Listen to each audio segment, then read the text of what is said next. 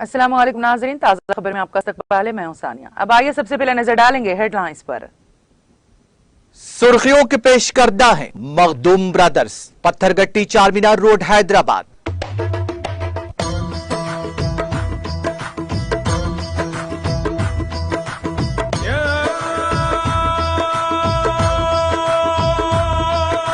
Makhdoom brothers, Pathergatti Charminar road Hyderabad. वजीर आला के सियार 28 जून को टी हब के नए मरकज का करेंगे इफ्तिताह। रियासती वजीर के तारक रामाराव ने नए मरकज के क़याम पर किया मसरत का इजहार।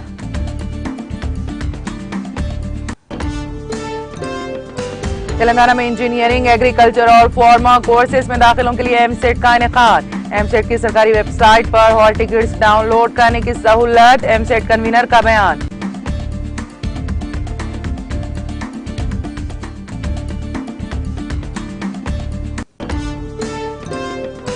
खला के शोबे में नई पाबंदियां हासिल कर रहा है मुल्क। इमरजेंसी को कभी भूल नहीं सकता मुल्क। महाना मन की बात प्रोग्राम से वजीर आजम मोदी का खिताब।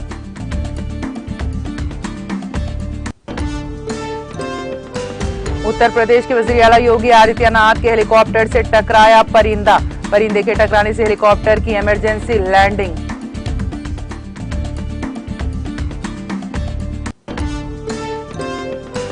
बागी अरकान असेंबली को मुंबई लौटना ही होगा। शिवसेना रहनुमा और राज्यसभा रुकन संजय रावत का बयान।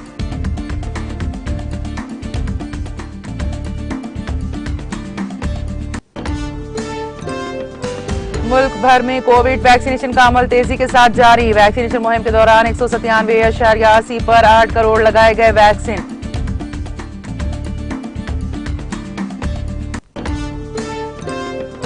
हिंदुस्तान और बांग्लादेश को मिलाने वाला पद्मा पुल ट्रैफिक के लिए खोल दिया गया। पहले ही दिन इस पुल को अबूर करने के लिए सैकड़ों गाड़ियों की लंबी कतारें देखी गईं।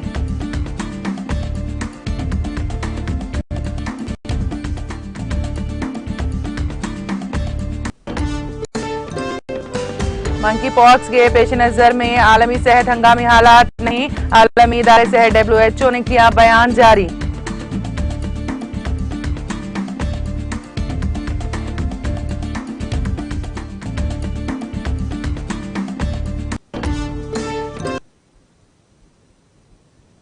और अब खबरों की तफसील। तेलंगाना के वजीर आला के चंद्रशेखर राव टी हब के नए मरकज का 28 जून को इफ्तिताह अंजाम देंगे। नए टी हब मरकज की तस्वीर को अपने ट्विटर हैंडल से पोस्ट करते हुए रियासत के वजीर IT व बल्दी नज़्म व नस्क के तारक रामाराव ने कहा कि उन्हें ये बताते हुए खुशी महसूस हो रही है कि वजीर आला के चंद्रशेखर राव 28 जून को टी हब के नए मरकज का इफ्तिताह करेंगे।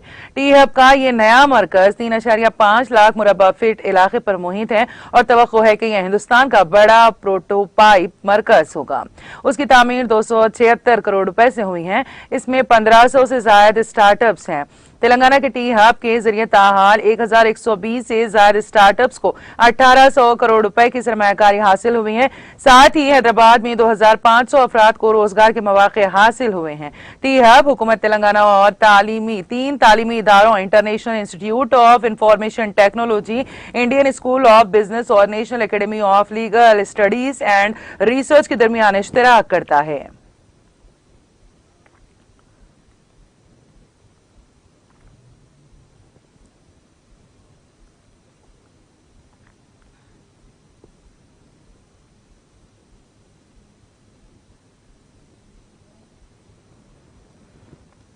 तेलंगाना में इंजीनियरिंग, एग्रीकल्चर, फार्मा कोर्सेज में दाखिलों के लिए होने वाले एमसेट के हॉल टिकट्स डाउनलोड करने की सहूलत फराहम की गई है।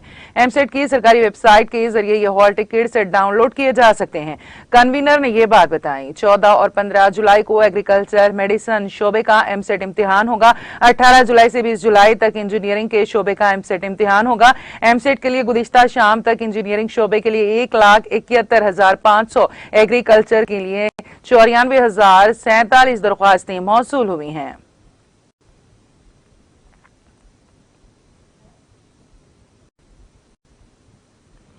आलमी यौम विटिलिगो के मौके पर CCRU मेरा गड्ढा यूनानी हॉस्पिटल के इंचार्ज डायरेक्टर मोहम्मद अहमद मिनहाजुद्दीन की ज़ेरे क़यादत एक प्रोग्राम मुनक़्क़द हुआ, जिसमें मेहमान खुसूसी की हैसियत से पद्मश्री अवार्ड याफ्ता मोहम्मद वहीदुद्दीन ने शिरकत की।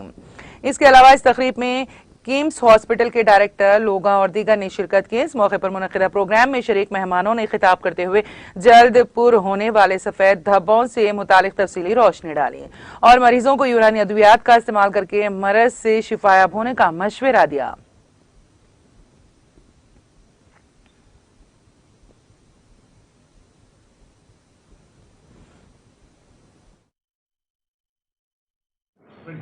मैं doctor Ahmed Minajuddin national research institute of Unani medicine का डिप्टी डायरेक्टर इंचार्ज हूँ।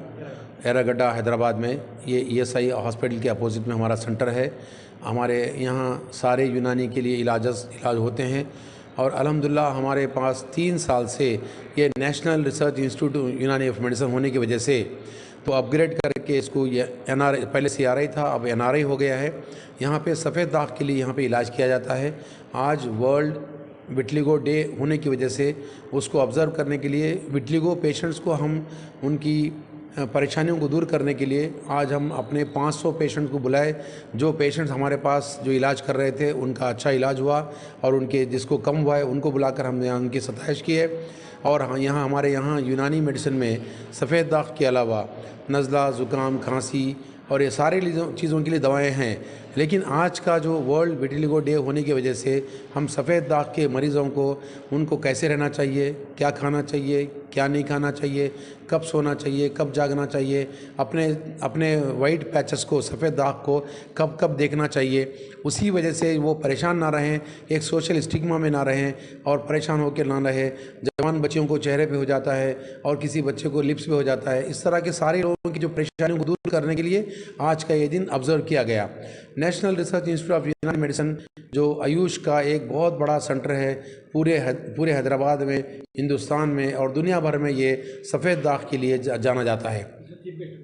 और यहाँ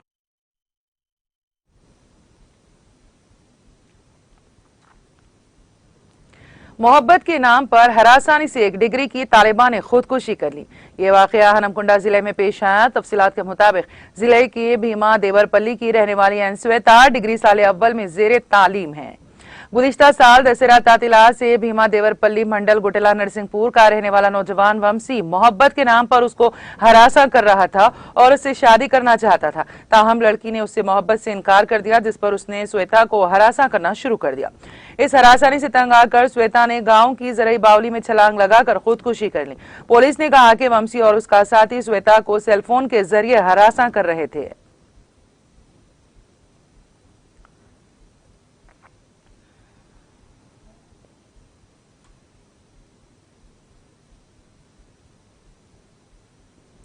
कपड़ों की दुकान पर खरीदारी के लिए आने वाले 2 अफराद को मुतालिका दुकान में काम करने वालों ने पानी मांगने पर तेजाब की बोतल दे दी।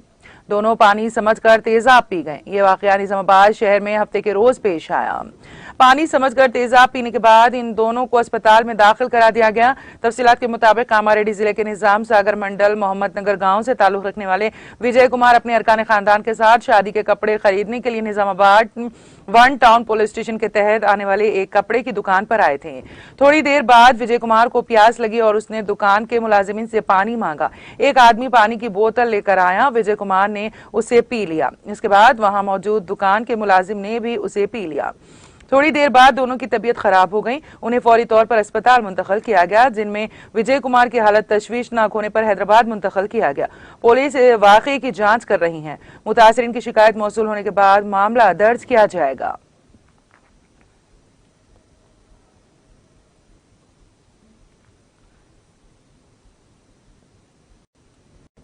वज़ीर-ए-आज़म नरेंद्र मोदी ने कहा है कि मुल्क खला के शोबे में नई बुलंदियां हासिल कर रहा है और हमारे नौजवान हुकूमत के स्टार्टअप प्रोग्राम के जरिए खला के शोबे में भी नई जहतें कायम कर रहे हैं।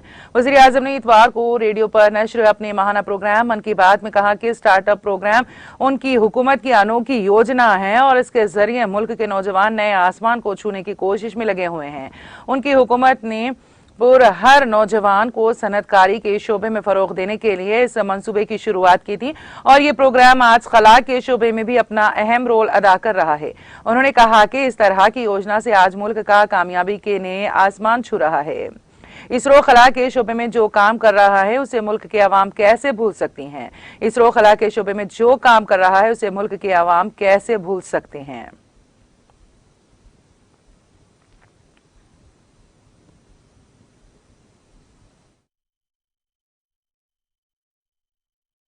मेरे प्यारे देशवासियों, हम में से शायद ही कोई ऐसा हो जिसने अपने जीवन में आकाश से जुड़ी कल्पनाएं न की हो। बचपन में हर किसी को आकाश के चांद, तारे, उनकी कहानियां आकर्षित करती हैं। युवाओं के लिए आकाश छूना सपनों को साकार करने का पर्याय होता है। आज हमारा भारत जब इतने सारे क्षेत्रों में सफलता का आकाश छू रहा है, तो आकाश या अंतरिक्ष इससे अछूता कैसे रह सकता है? बीते कुछ समय में हमारे देश में स्पेस सेक्टर से जुड़े कई बड़े काम हुए हैं। देश की इन्हीं उपलब्धियों में से एक है इन स्पेस नाम की एजेंसी का निर्माण। एक ऐसी एजेंसी जो स्पेस सेक्टर में भारत के प्राइवेट सेक्टर के लिए नए अवसरों को प्रमोट कर रही है। इस शुरुआत ने हमारे देश के युवाओं को विशेष रूप से आकर्षित किया है। मुझे बहुत से नौजवानों के इससे जुड़े संदेश भी मिले हैं। कुछ दिन पहले जब मैं इन स्पेस के हेडक्वार्टर के लोकार्पण के लिए गया था, तो मैंने कई युवा स्टार्टअप्स के आइडियाज और उत्साह को देखा। मैंने उनसे काफी देर तक बातचीत भी की। आप भी जब इनके बारे में जानेंगे तो हैरान हुए बिना नहीं रह पाएंगे। जैसे कि स्पेस स्टार्टअप्स की संख्या और स्पीड को ही ले लीजिए। आज से कुछ साल पहले तक हमारे देश में स्पेस सेक्टर में स्टार्टअप के बारे में कोई सोचता तक नहीं था। आज इनकी संख्या 100 से भी ज्यादा है। ये सभी स्टार्टअप्स ऐसे ऐसे आइडिया पर काम कर रहे हैं जिनके बारे में पहले या तो सोचा ही नहीं जाता था या फिर प्राइवेट सेक्टर के लिए असंभव माना जाता था। उदाहरण के लिए चेन्नई और हैदराबाद के 2 स्टार्टअप्स हैं, अग्निकुल और स्काई रूट। ये स्टार्टअप ऐसे लॉन्च व्हीकल विकसित कर रही हैं जो अंतरिक्ष में छोटे पेलोड्स लेकर जाएंगे। इससे स्पेस लॉन्चिंग की कीमत बहुत कम होने का अनुमान है। ऐसे ही हैदराबाद का एक और स्टार्टअप ध्रुव स्पेस सैटेलाइट डिप्लॉयर और सैटेलाइट के लिए हाई टेक्नोलॉजी सोलर पैनल्स पर काम कर रहा है।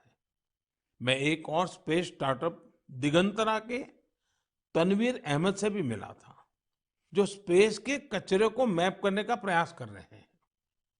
मैंने उन्हें एक चैलेंज भी दिया है कि वो ऐसी टेक्नोलॉजी पर काम करें जिससे स्पेस के कचरे का समाधान निकाला जा सके। दिगंतरा और ध्रुव स्पेस दोनों ही 30 जून को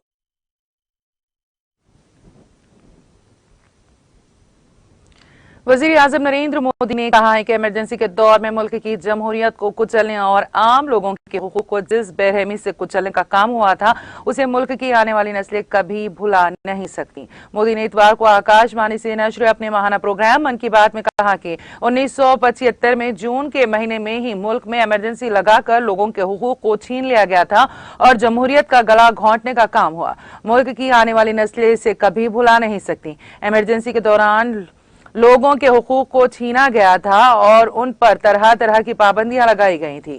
उन्होंने कहा कि उस दौर में आईनी तंजीमों को कुचल दिया गया था, लेकिन लोगों ने आइन को जिंदा रखा और जमहूरियत को जिंदा रखने की लड़ाई जमहूरी तरीके से लड़ी है और इमरजेंसी को हटाकर वापस जमहूरियत कायम की है।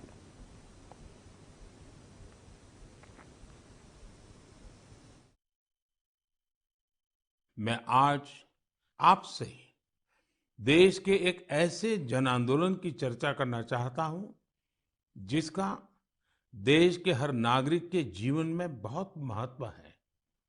लेकिन उससे पहले मैं आज की पीढ़ी के नौजवानों से 24-25 साल के युवाओं से एक सवाल बहुत गंभीर है और मेरे सवाल पर जरूर सोचिए। क्या आपको पता है कि आपके माता पिता जब आपकी उम्र के थे तो एक बार उनसे जीवन का भी अधिकार छीन लिया गया था? आप साथियों, हमारे देश में एक बार ऐसा हुआ था।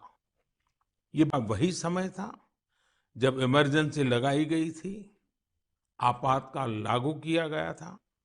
उसमें देश के नागरिकों से सारे अधिकार छीन लिए गए थे। उसमें से एक अधिकार संविधान के आर्टिकल 21 के तहत सभी भारतीयों को मिला, right to life and personal liberty भी था।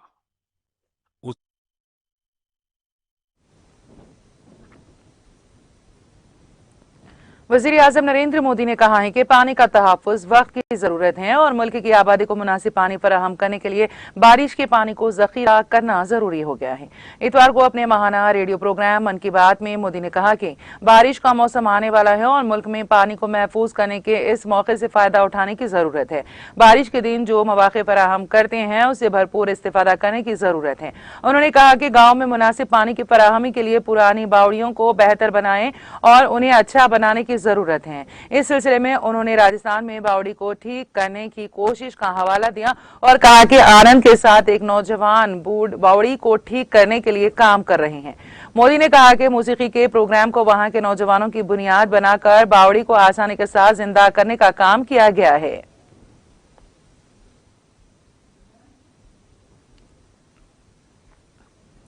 उत्तर प्रदेश के वजीर आला योगी आदित्यनाथ के हेलीकॉप्टर को वाराणसी में इतवार को रिजर्व पुलिस लाइन मैदान से उड़ान भरने के फौरन बाद एक परिंदे के टकराने की वजह से इमरजेंसी लैंडिंग करनी पड़ी। मौसूली इत्तला के मुताबिक वाराणसी से लखनऊ रवाना होने के लिए योगी की हेलीकॉप्टर ने उड़ान भरी ही थी कि एक परिंदे के टकराने की वजह से 10 मिनट के अंदर ही पायलट ने इमरजेंसी लैंडिंग कराकर तैयारे को बाहिफाजत उतार लिया। वाराणसी के डीएम कौशल राज शर्मा ने बताया है कि वजीर आला के उड़ान भरने के कुछ वक्त बाद ही वापस रिजर्व पुलिस लाइन मैदान में बाहिफाजत उतार लिया गया। उन्होंने बताया है कि सुबह तकरीबन 9:30 बजे हेलीकॉप्टर की बाहिफाजत इमरजेंसी लैंडिंग के बाद योगी पुलिस लाइन से सड़क के रास्ते वाराणसी के बाबतपुर वाक़ लाल बहादुर शास्त्री इंटरनेशनल एयरपोर्ट के लिए रवाना हो गए, जहां से वो रियासती हुकूमत के तैयारे से लखनऊ रवाना होंगे।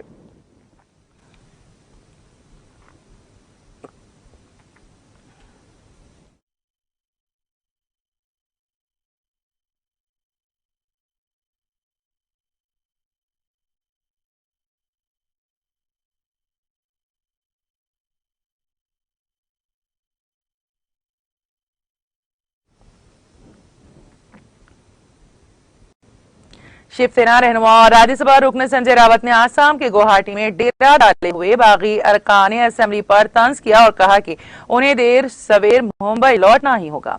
शिवसेना की नाअहलियत की अर्जी पर 16 बागी अरकान असेंबली को नोटिस देने वाले डिप्टी स्पीकर नरहरी की तस्वीर पोस्ट करते हुए रावत ने ट्वीट किया, अरकान असेंबली गुवाहाटी में लंबे वक्त तक नहीं रह पाएंगे और उन्हें मुंबई की चौपाटी लौटना होगा। इस दौरान शिवसेना के बागी रहनुमा एकनाथ शिंदे ने 40 से ज्यादा अरकान असेंबली का एक बड़ा ग्रुप बना लिया है।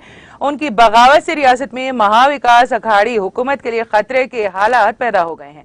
वहीं बरसर इख्तियार शिवसेना कांग्रेस एनसीपी के उन सभी वाकयात में भारतीय जनता पार्टी के शामिल होने का इल्जाम लगाया है।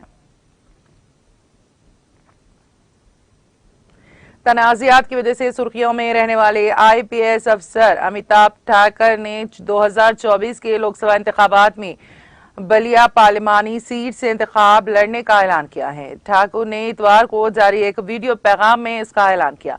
उन्होंने कहा कि वो नई तश्कील शुदा सियासी पार्टी अधिकार सेना के निशान पर इंतखाबी मैदान में उतरेंगे। अमिताभ ने कल ही अधिकार सेना की तश्कील का ऐलान किया है। अमिताभ ने कहा कि उन्होंने बलिया को इसकी सखाफत और तारीखी पस मंजर की वजह से मुंतखब किया है। बलिया की जद्दोजहद आज़ादी में खास किरदार रहा है। खासकर 1942 के भारत छोड़ो तहरीक में चित्तू पांडे की मातहती में अंग्रेजों से आजाद ऐलान करने की वजह से बागी बलिया के नाम से जाना जाता है। उन्होंने कहा कि वो बेहतर समाज के कयाम के लिए लगातार कोशियां रहने वाले जयप्रकाश नारायण और चंद्रशेखर की धरती को पूरी ईमानदारी और खुलूस दिल से खिदमत करना चाहते हैं।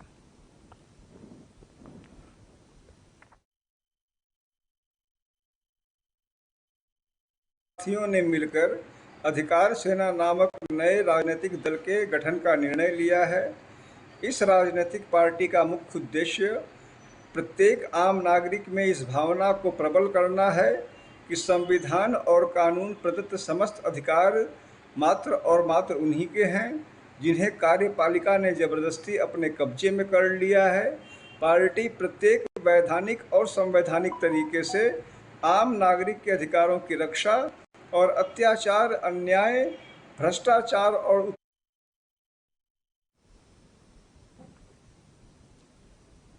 दिल्ली मेट्रो के हवाई अड्डे एक्सप्रेस लाइन से 2 किलोमीटर तवील द्वारका का सेक्टर 21 से द्वारका का सेक्टर 25 आईआईसीसी मेट्रो सेक्शन पर एक आजमाइशी ट्रायल शुरू किया गया है। Delhi metro rail corporation DMRC ने इतवार को एक बयान में कहा कि आजमाइशी ट्रायल के दौरान सिग्नलिंग सिस्टम का तजुर्बा किया गया। उसकी तकमील के बाद इस सेक्शन का लाजमी तौर पर मुख्तलिफ मंजूरी देने वाले हुक्काम बशमूल commissioner of metro rail safety CMRS के जरिए मुआयना किया जाएगा और मतलूबा मंजूरियों के बाद इस सेक्शन को मुसाफिरों की आमद के लिए खोल दिया जाएगा। कौमी कोविड वैक्सीनेशन मुहिम के तहत मुल्क भर में 197.88 करोड़ से ज्यादा कोविड वैक्सीन लगाई गई हैं। मरकजी वजारत सेहत और खानदानी बहबूद की तरफ से हफ्ते को जारी करदा एदाद-ओ-शुमार के मुताबिक आज सुबह 7 बजे तक 197 करोड़ 8,51,580 वैक्सीन दी गई हैं। गुज़िश्ता 24 घंटों में 12,72,739 वैक्सीन लगाई गई हैं। वजारत ने कहा कि गुज़िश्ता 24 घंटों में कोविड इन्फेक्शन के 11,739 नए केसेस रिपोर्ट हुए हैं। इसके साथ ही मुल्क में कोरोना मुतासरीन की कुल तादाद 4,33,89,973 हो गई हैं। मुल्क में हफ्तेवार तस्दीक शुदा केसेस की शरह 3.25% और रोजाना तस्दीक शुदा केसेस की शरह 2.59% है।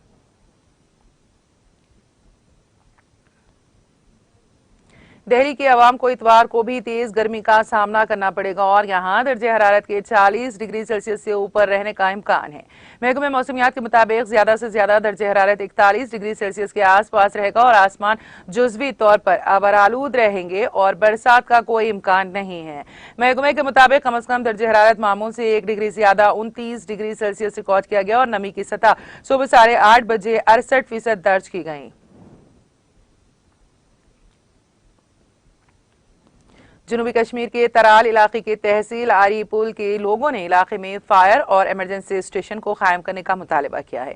मुकामी लोगों ने बताया है कि इलाके में बाकी सहूलियात तो मौजूद हैं लेकिन अभी तक फायर स्टेशन को कायम नहीं किया गया है। उनका कहना था कि मज़कूरा तहसील में जल्द अज जल्द फायर सर्विस सहूलत को मंजूर किया जाए ताकि लोगों को मुश्किलात ना हो।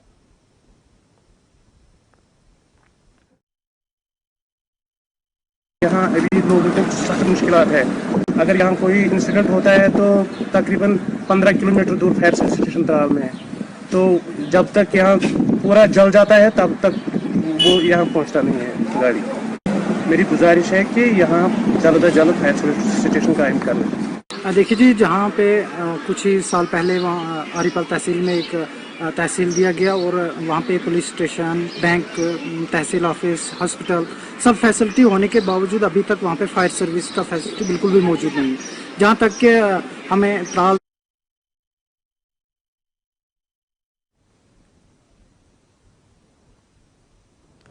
जनूबी कश्मीर के तराल इलाके में आज एक पढ़े लिखे नौजवान ने अपना कारोबार शुरू किया है जिसका इफ्तिताह ट्रेड यूनियन तराल के चेयरमैन अशफाक अहमद कार ने किया। मुख्तार अहमद डार नामे इस नौजवान ने बिट्स एंड बाइट्स नाम से लैपटॉप का स्टोर खोल दिया है। टीटीवी नुमाइंदे बशारत रशीद के साथ बात करते हुए मुख्तार अहमद ने कहा कि इस स्टोर में लैपटॉप्स मुनासिब दामों में दस्तयाब रहेंगे। उन्होंने कहा कि पढ़े लिखे नौजवानों को अपना कारोबार शुरू करना चाहिए।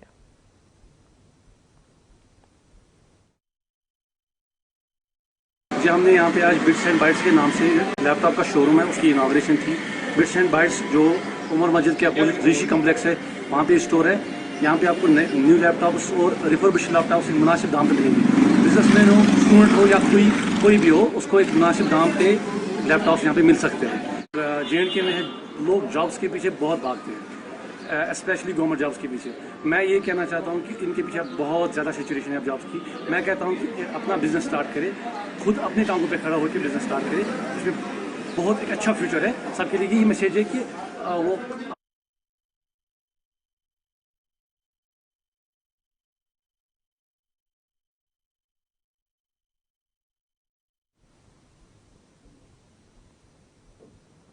जनूबी कश्मीर के शोपियां गांव में मिलिटेंटों को ढूंढ निकालने की खातिर दूसरे रोज भी तलाशी ऑपरेशन जारी है।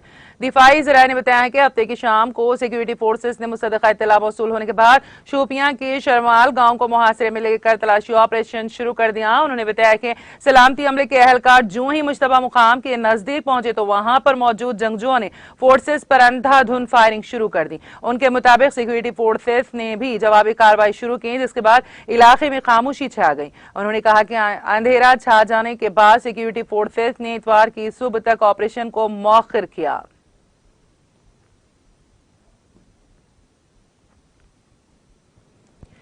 हिंदुस्तान और बांग्लादेश को मिलाने वाले पद्मा पुल को इतवार की सुबह 6 बजे से ट्रैफिक के लिए खोल दिया गया है। पहले ही दिन इस पुल को अबूर करने के लिए सैकड़ों गाड़ियों की लंबी कतारें देखी गई। पुल पर मजमूई तौर से टोल वसूली के लिए 14 बूथ बनाए गए हैं। इस पुल को अबूर करने के लिए एक मोटरसाइकिल को 100 टक्का बांग्लादेश की करेंसी अदा करने होंगे, जबकि एक बस को 2400 टक्का और एक दरमियाने साइज का ट्रक 2800 टक्का अदा करेगा। 5 टन तक के छोटे ट्रकों के लिए 1600 टक्के, 5 टन से 8 टन तक की गाड़ियों के लिए 2100 टक्के, 3 स्केल वाले ट्रकों के लिए 5500 टक्के और 4 स्केल वाले ट्रेलर्स के लिए 6000 टक्का, जबकि 4 स्केल से ज्यादा के लिए 1500 टक्का अदा करने होंगे।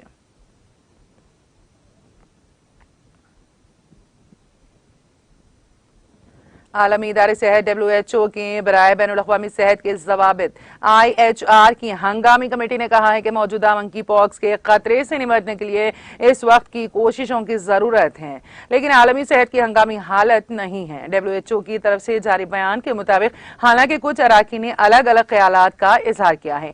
IHR हंगामी मीटिंग में कुछ अराकीन ने वसी आबादी में मंकी पॉक्स वायरस के और फैलने के खतरे की वार्निंग दी है। कमेटी ने इत्तेफाक राय से वाकई की हंगामी सूरत हाल को कबूल किया और बीमारी के फैलने को काबू करने के लिए शदीद रद्द-ए-अमल की कोशिशों की जरूरत जाहिर की।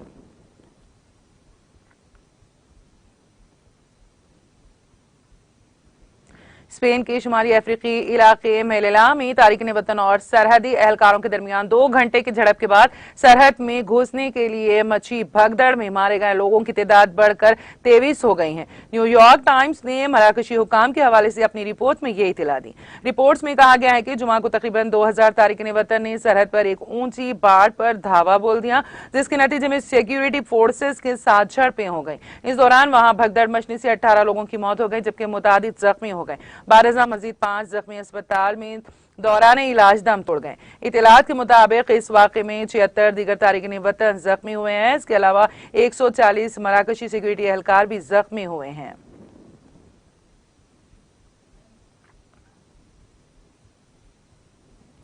प्रिंस ऑफ वेल्स ने 2011 से 15 के दरमियान मुतनाज़ खतरे के सियासतदान से एक सूटकेस में 10 लाख यूरो की नकद रकम कबूल की। संडे टाइम्स के मुताबिक प्रिंस चार्ल्स ने जाती तौर पर खतरे के साबिक़ वज़ीर आज़म शेख मोहम्मद बिन जैसिम बिन जाबिर अल सानी उर्फ HBJ से 2011 से 2015 के दरमियान 3 बार मजमूई तौर पर 30 लाख यूरो कबूल किए। प्रिंस चार्ल्स को एक मौके पर सूटकेस में नकद रकम दी गई थी। द गार्डियन के मुताबिक ये सूटकेस उनके 2 मुशीरों को दिया गया था, जिनके बारे में ख्याल किया जाता है कि उन्होंने रकम की गिनती कर ली है। वाज़ेह है कि प्लेस के मावनीन ने मुबैना तौर पर शाही खानदान के लिए काम करने वाले निजी बैंक खातों को नकद रकम जमा करने के लिए कहा था।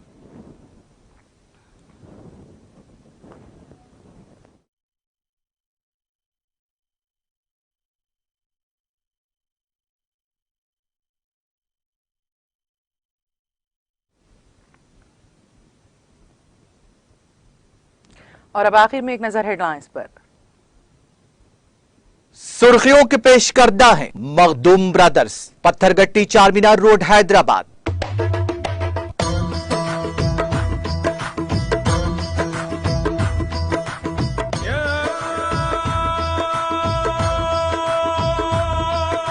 Makhdoom brothers, Pathergatti Charminar road, Hyderabad.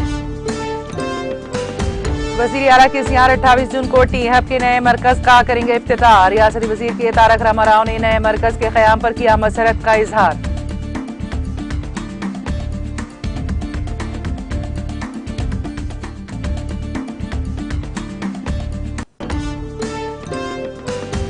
तेलंगाना में इंजीनियरिंग, एग्रीकल्चर और फार्मा कोर्सेज में दाखिलों के लिए एमसेट का इनेकाद। एमसेट की सरकारी वेबसाइट पर हॉल टिकट से डाउनलोड करने की सहूलत। एमसेट कन्वीनियर का बयान।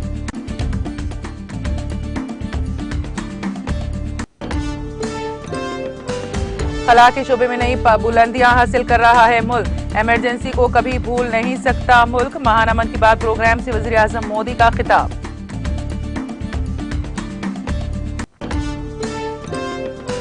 उत्तर प्रदेश के वजीर आला योगी आदित्यनाथ के हेलीकॉप्टर से टकराया परिंदा। परिंदे के टकराने से हेलीकॉप्टर की इमरजेंसी लैंडिंग।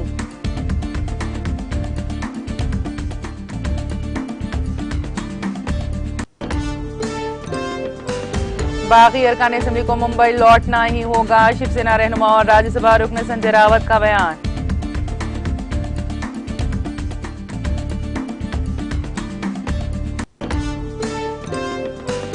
मुल्क भर में कोविड वैक्सीनेशन का अमल तेजी के साथ जारी। वैक्सीनेशन मुहिम के दौरान 197.86 पर 8 करोड़ लगाए गए वैक्सीन।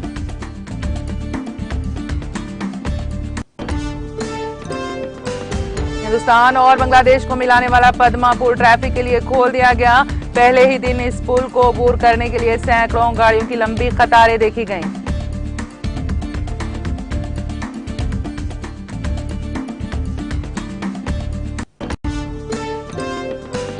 मंकी पॉक्स के पस मंजर में आलमी सेहत हंगामी हालात नहीं। आलमी इदारे सेहत WHO ने किया बयान जारी।